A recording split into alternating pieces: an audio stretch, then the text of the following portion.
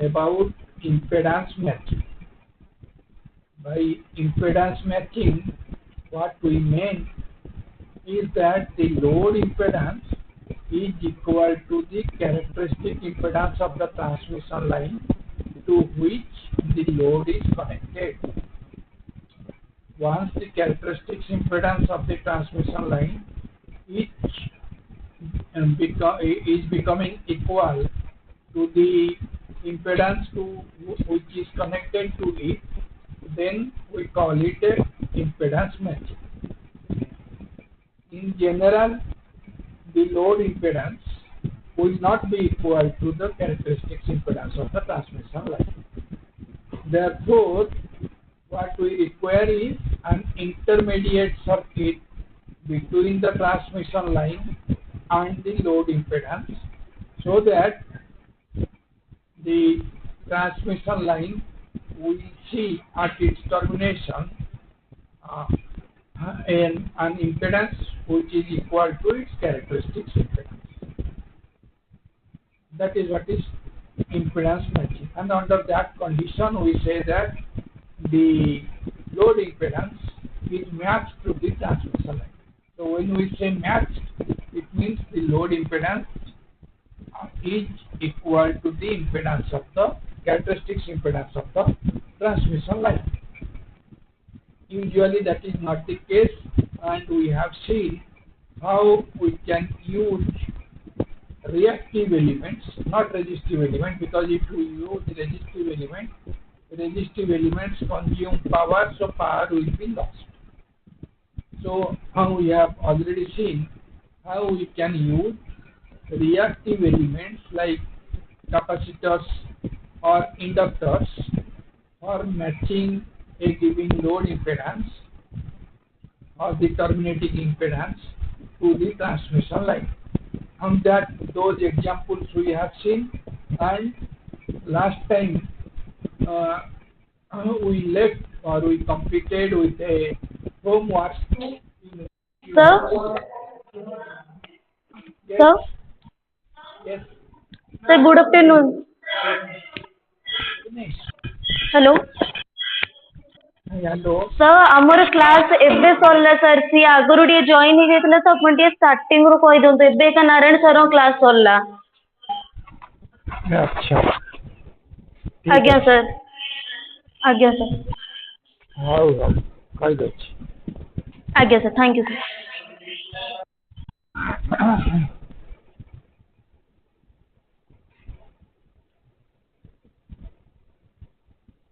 So I was saying that in the last class, up to the last class, we were discussing about impedance matching and what is meant by impedance matching. That is what I was discussing.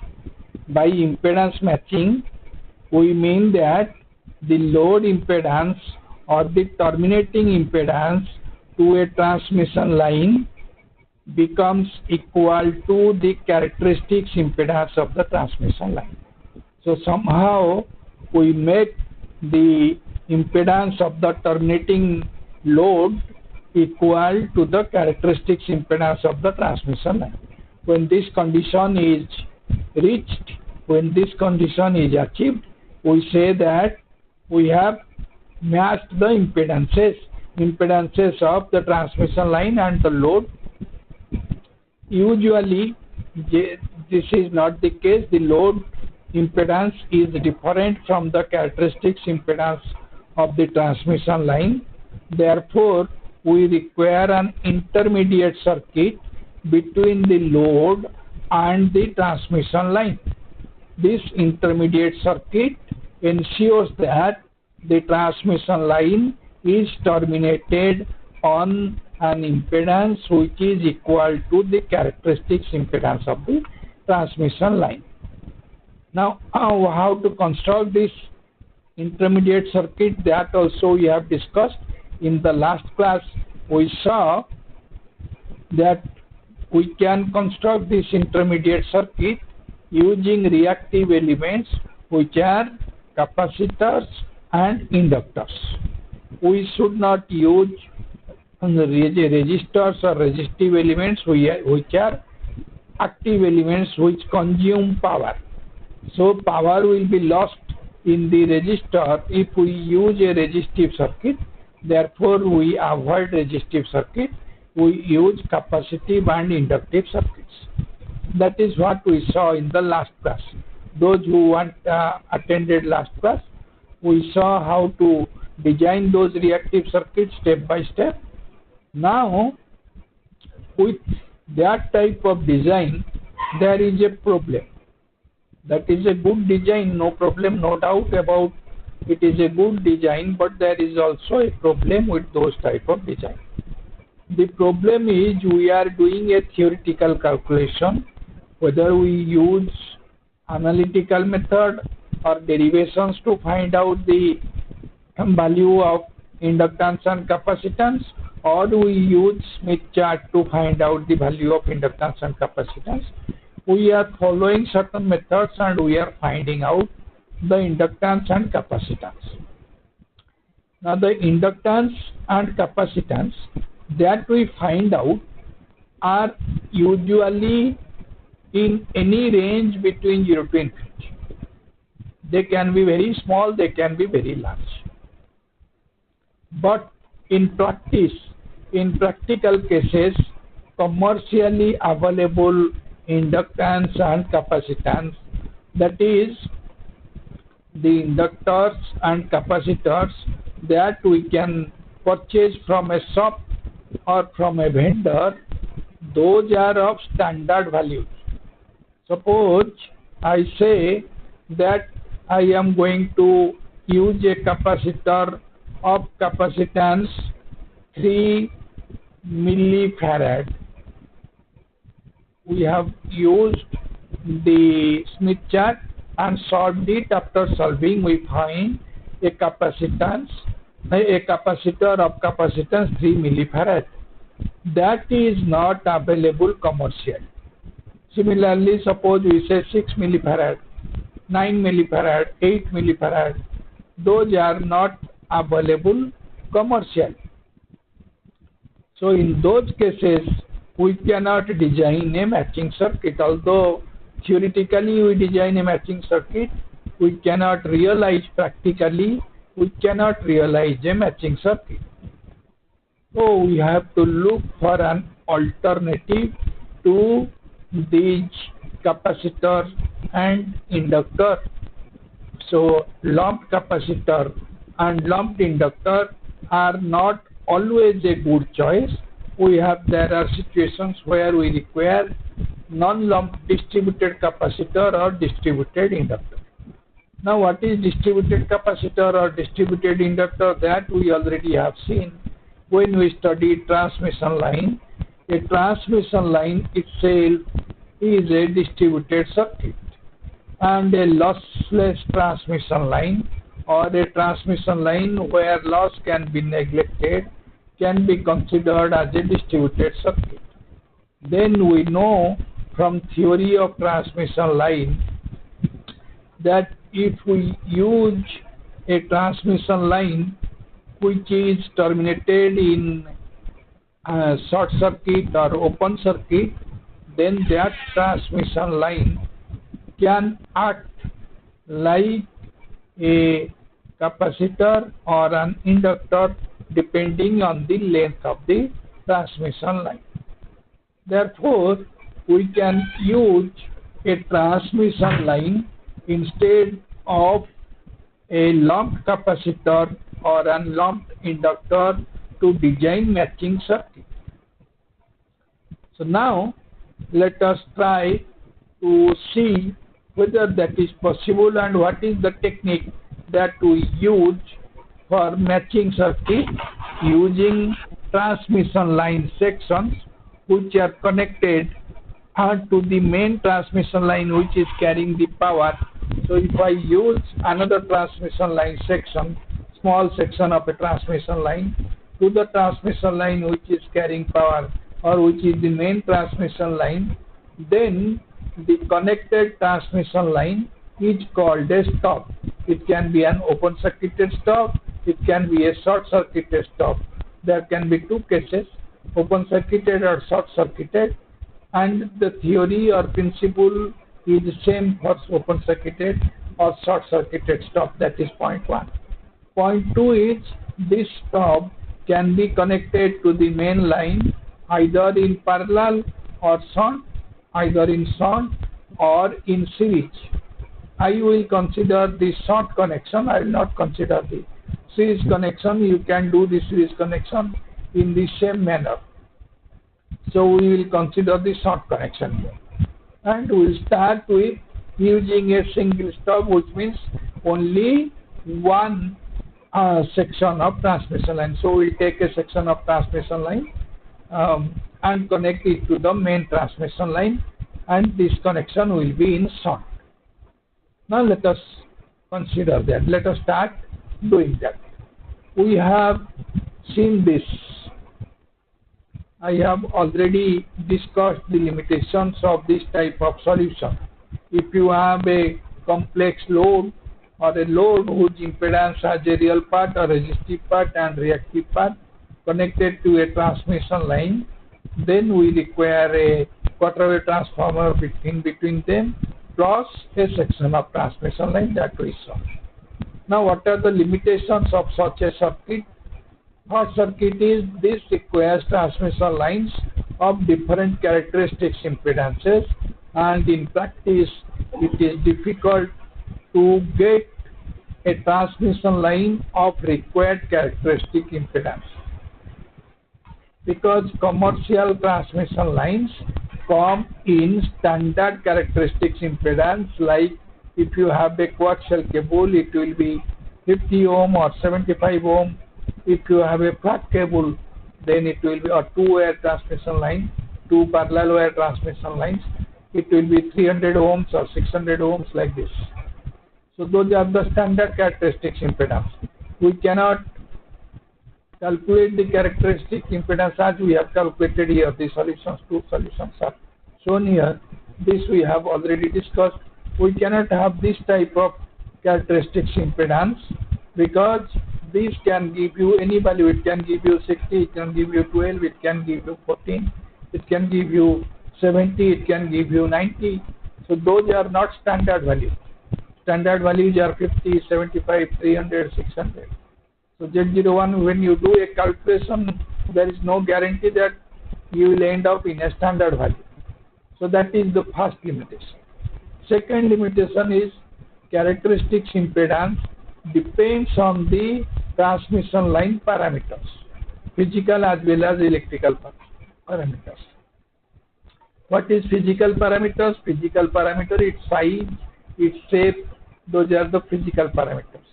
Electrical parameters are its conductivity, its dielectric constant, its magnetic constant, etc. These are electrical parameters. All of them affect the characteristics impedance of a transmission line. So slight change in physical characteristic or physical parameter is going to change the characteristics impedance. So the characteristics, once characteristics impedance is changed, the whole matching process is going to be void. That will not work. Then commercial transmission lines, as I told you, have standard values. Then we require specialized designs for transmission lines to meet characteristics impedance requirements. If it is not standard values, then we require specialized designs, and those designs will depend on the physical parameters and electrical parameters. Taking into account the physical parameters and electrical parameters, special designs have to be made, and once you go for a special design, it is going to cost you very dear. It will be very costly. So these type of solutions are usually avoided. Therefore, we go for a standard method. Let us look at a standard method. So what we will do is we will use transmission lines of a standard characteristics impedance. So we have a main line whose characteristics impedance is Z0. Now this Z0 can be 50, can be 75, can be 300, can be 600, any standard commercial value. That is the main line. To the main line, we are going to use a stop whose characteristics means another section of transmission line whose characteristics impedance is also Z0. So we are not going to calculate the characteristics impedance of the stop. So its characteristics impedance is also Z0. So it is a standard transmission line which is available in market. So for commercial transmission line, we take a commercial transmission line and we can make it short circuit or we can make it open circuit.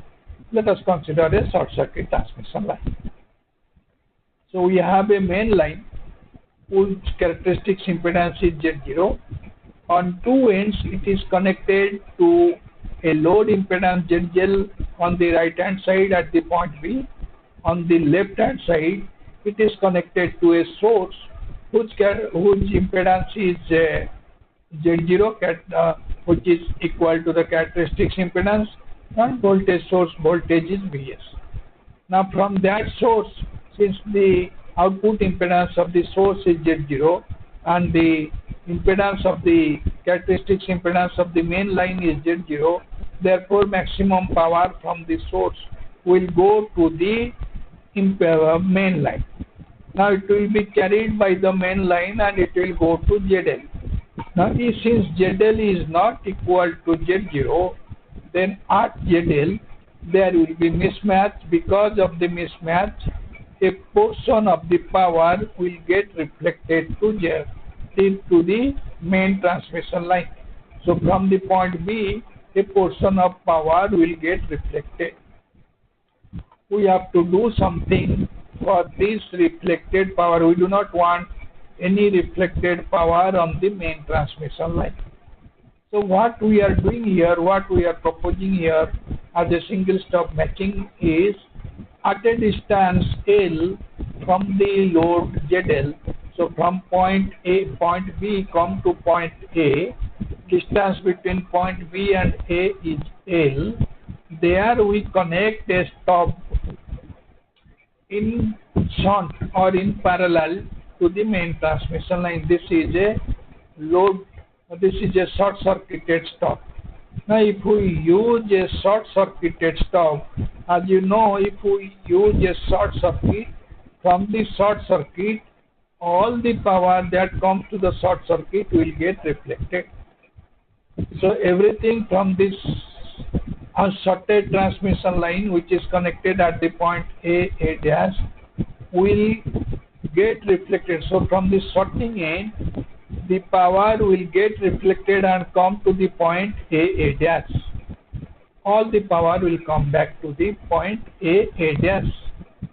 Now some power who are coming from the load ZL.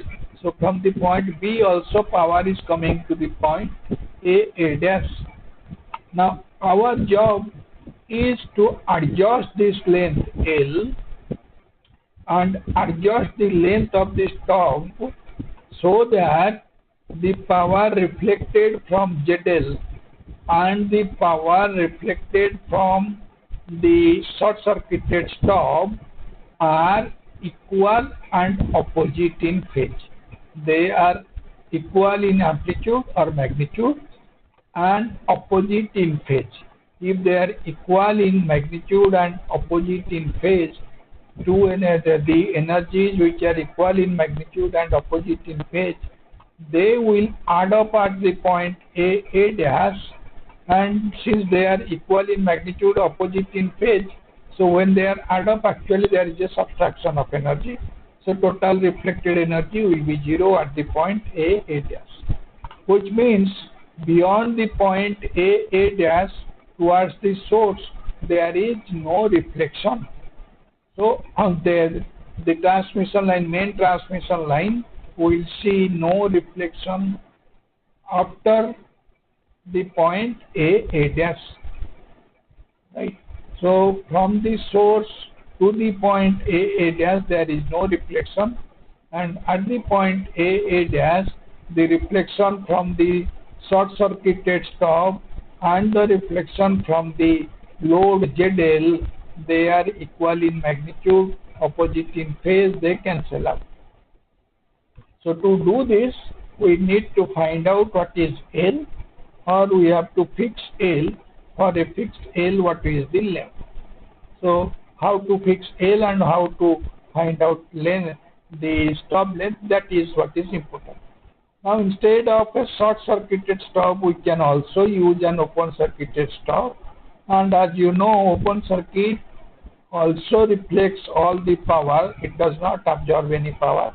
Neither short circuit nor open circuit can absorb any power or energy. They will reflect all the energy. So like short circuit, in case of open circuit also everything will get reflected to A dash.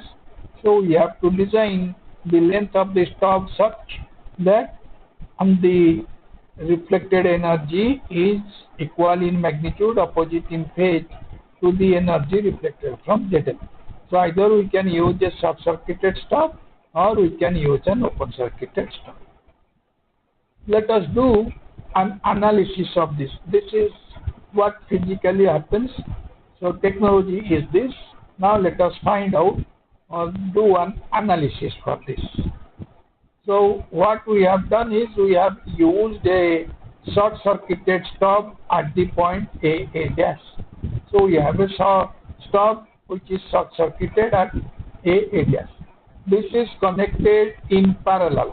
Since it is connected in parallel, if you have two parallel connections, it is easy to use admittance instead of impedance, because when you consider admittance, two admittances connected in parallel is like a addition. Two impedances connected in series is like an addition. So if there is a series connection, then we will consider impedance. When there is a parallel connection, we will consider admittance. So here we will consider admittance. So point 1 to notice, we have a short circuited stop at A dash. Then the distance of the location A dash from the load ZL, or since we are considering admittance now, so load ZL is the impedance, YL is the admittance. YL is equal to 1 upon ZL. So let us say that that distance is L. Then we have to choose the length L such that at A dash, Y in means the impedance that we are looking from the main transmission line when we look into A dash. So Y in is equal to 1 plus JB. Small y in is the normalized characteristic admittance. What is normalized characteristic admittance? It is the complete admittance Y divided by Y0. Y0 is the characteristic impedance admittance, which is equal to 1 by Z0. So if we are looking from the main transmission line to the junction A dash, then we are looking at an admittance along the main line. We are looking at admittance Y in. Now this L that we are using should be such that Y in is equal to 1 plus J, which means the normalized load impedance ZL is transformed to Y in. So whatever is ZL, that is transformed to Y in, which is equal to 1 plus JB. Why it is 1 plus JB? Reason is when it is matched, if we are considering a matched case, then the characteristics impedance or the characteristics admittance of the transmission line should be equal to the characteristics admittance of the load. Now we have a load whose characteristics admittance, real part of the characteristics admittance is YL. Now that is to be transformed to Z0 or Y0. So YL will be transformed to Y0, then YL by Y0. Y0 is real, Z0 is real, therefore Y0 will be real. So when we divide YL by Y0, the real part will be 1 because they are equal. If they are matched, then the real part must be matched. Therefore, the real part of YL will be RL by Y0 or Rin by Y0 will be equal to 1 for the matching.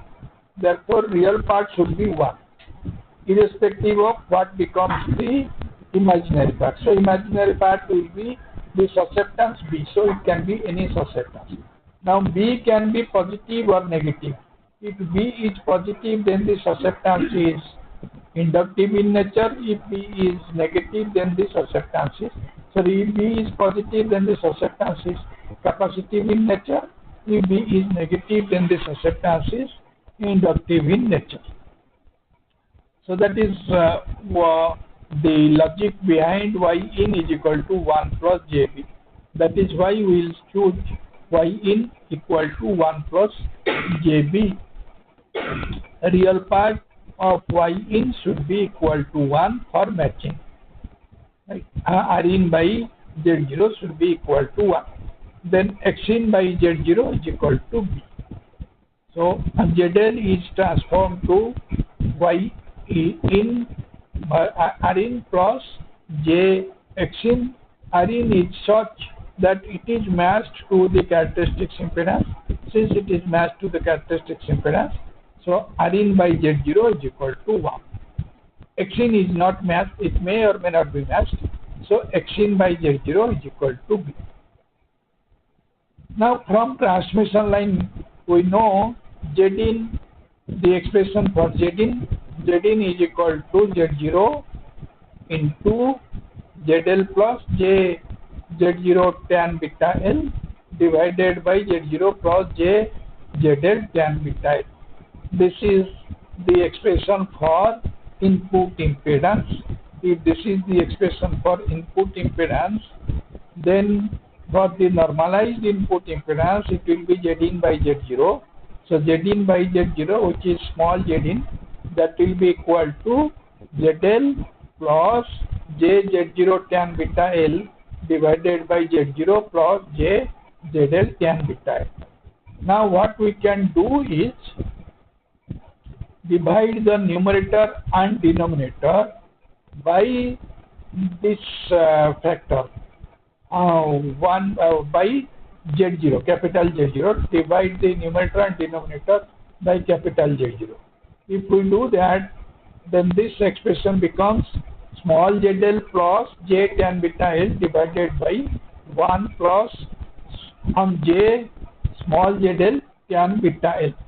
So small z in, which is the normalized z in, is equal to normalized load impedance plus J tan beta L divided by 1 plus J normalized load impedance into tan beta L.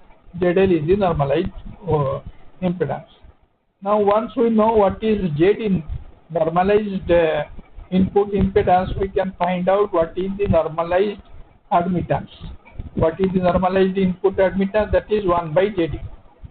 So Z in is same as 1 by Y in. So 1 by Y in, or 1 upon normalized admittance, input admittance, is equal to 1 upon YL plus J tan beta L divided by 1 plus J 1 upon Y. What we have done here is we have replaced all J's by 1 by Y. So 1 by Y in is equal to 1 by YL plus J tan beta L divided by 1 plus J 1 by YL tan beta L. Now that we can rewrite in certain other form. That is, we can write Y in from this equation. We can find out what is Y in. Y in is equal to, as you know, Y is equal to G plus J. So Y in will be small g plus J small b. Now here small g is equal to 1. For matching, small g is equal to 1, that we have seen in this point 3. Choose length L such that at A dash Y in is equal to 1 plus JB. So Y in is equal to 1 plus minus JB. Y plus minus because B can be positive or negative. B can be capacitive or inductive, therefore it is plus minus. So Y in is equal to 1 plus minus jb. That you can write as y in expression from the above. We can write y in is equal to yl plus j tan beta l divided by 1 plus jyl tan beta l. What we have done actually is we have multiplied yl in the numerator and denominator. So once you multiply yl in the numerator and denominator, take the inverse of that and multiply yl in the numerator and denominator. So accordingly we get this. So 1 by y in we have got. From that we find out what is y in. From y in, then on the right hand side multiply yl in the numerator and denominator. So that gives us y in is equal to 1 plus minus jb, which is equal to yl plus j tan beta l by 1 plus jyl tan beta l. Now this gives us the expression for y in, which is a complex quantity, and it is 1 plus minus jb. So for the expression yl plus j tan beta l by 1 plus jyl tan beta l, that what we will do is the numerator, the denominator, complex conjugate of the denominator we multiply in the numerator and denominator. First we do that, then divide it into two parts, the real part and imaginary part. The real part should be equal to 1, the imaginary part should be equal to b. So 1 will be equal to, the real part is yl into 1 plus j tan square beta l divided by 1 plus yl square tan square beta l. That is the real part. Imaginary part is for b. So b is equal to 1 minus yl square whole into tan beta l divided by 1 plus yl square tan square beta l. And you can see for in both these expressions the denominator is same, 1 plus yl square tan square beta l. Now from the first expression we can say 1 plus yl square tan square beta l is equal to yl whole into whole of 1 plus j tan square beta l. Now once we get that, we can solve that for tan beta l. So from that we can find out what is tan beta l. Tan beta l will be equal to root over of 1 by yl, which is 1 by yl is equal to root over of 1 by yl is equal to zl. Therefore root over of 1 by yl is equal to root over of zl. So since tan beta l is equal to root over of zl, so small l, tan beta l is equal to root over of zl. Now from that you can find out what is l. L is equal to, or beta l is equal to tan inverse of root over of zl. So l is equal to 1 by beta into tan inverse of root over of zl. That we can write beta is equal to 2 pi by lambda. So 1 by beta is equal to lambda by 2 pi. So L is equal to lambda by 2 pi tan inverse into root over of ZL, small zl is equal to Z in by Z0. Therefore, this is tan inverse of root over of Z in by Z0. So we can find out what is L. So once we know this, we can find out what is L.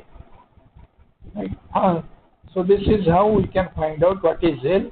So if we choose this L to be this length, L is equal to lambda by 2 pi tan inverse root over of Z in by Z0, then at A dash Y in will be equal to 1 plus J. That we have ensured. Now we have to cancel out JB term.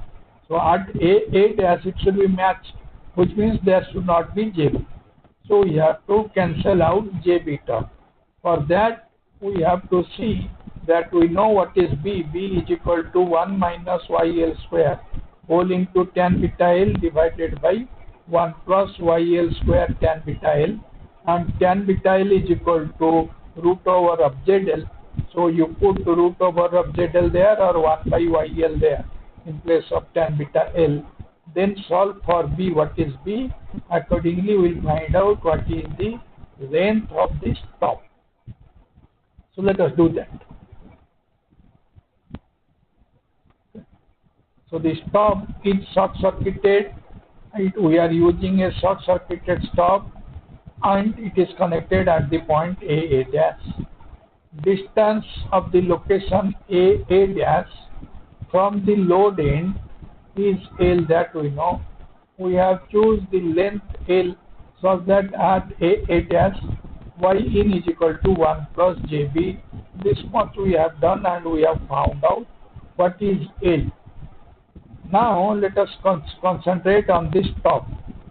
The stop is short-circuited. You can use also open-circuited, which is left to you as a homework.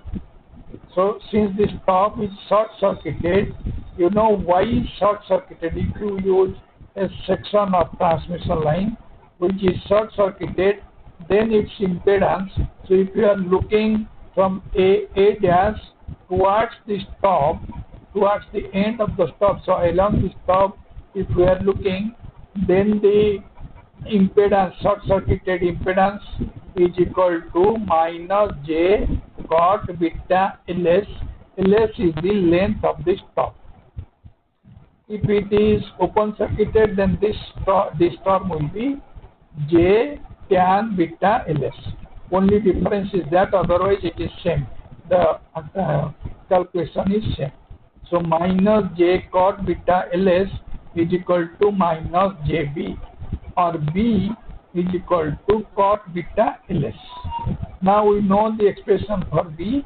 B is equal to 1 minus YL square whole into tan beta L divided by 1 plus YL square tan square beta L.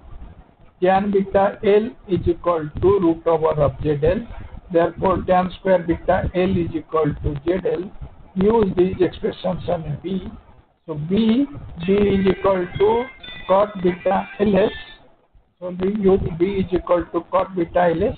That is equal to, expression for B is 1 minus YL square into tan beta L divided by 1 plus YL square into tan square beta L. That is equal to 1 minus YL square root over of ZL, because tan beta L is equal to root over of ZL, divided by 1 plus YL square into ZL. Now YL square is equal to YL into YL. So YL into ZL.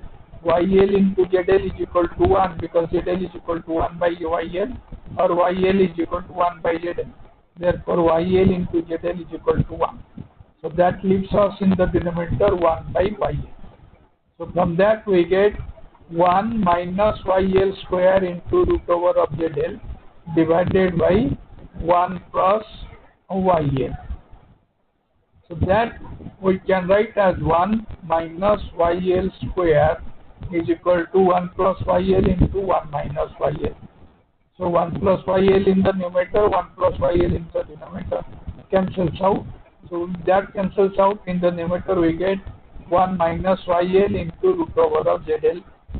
ZL is equal to 1 by YL. Therefore this expression becomes 1 minus YL by root over of YL. So cot beta Ls is equal to 1 minus YL by root over of YL. So from that we can find out beta Ls is equal to cot inverse of 1 minus YL by root over of YL. So Ls is equal to 1 by beta cot inverse of 1 minus YL by root over of YL. Now beta is equal to lambda by 2 pi, so put that. So Ls is equal to lambda by 2 pi into cot inverse of 1 minus YL by root over of YL. So we have got the value of L. So at what distance from the load we should connect the stop, that is L. That expression we have found out. And what should be the length of the stop, Ls, that expression we have found out. And since these are not required to be obtained from commercial vendors, we can use them once we get what is ZG, what is the normal transmission line. So we can use sections of transmission lines of the commercially available transmission line. Using all the transmission lines are of characteristics impedance Z0. So we can design a matching circuit. So this gives us the theory behind the matching circuit, single stop matching theory. So we discussed the theory of a single stop matching. Then let us look at an example, then we will stop after looking at this example. Z0 is equal to 50 ohm, so characteristics impedance is standard 50 ohm. ZL is equal to 100 plus J100 ohm, also that is the load impedance. So from that we can find out what is normalized Z. So ZLN is equal to 100 plus J100 divided by 50, that is equal to 2 plus J2. Right. Once we get this, then we can find out what is gamma L. Gamma L is equal to ZL minus Z0 by ZL plus Z0. ZL is actually here and Zin minus 1 divided by Zin plus 1. So from that we can find out what is gamma L. Gamma L is 0.62, angle is 30 degree. Then we can find out, once we find out what is ZLN, we can find out what is YLN. YLN is equal to 1 by ZLN. So 1 by 2 plus J2, that is equal to 0.25 minus J 0.25. So this much we have found out. Then we have to find out what is D and what is LS. That we can do using a Smith chart. On the solution I will tell you after a break. So let us take a break. After the break I will tell you the solution of finding it out using Smith chart. Then we will look at another solution.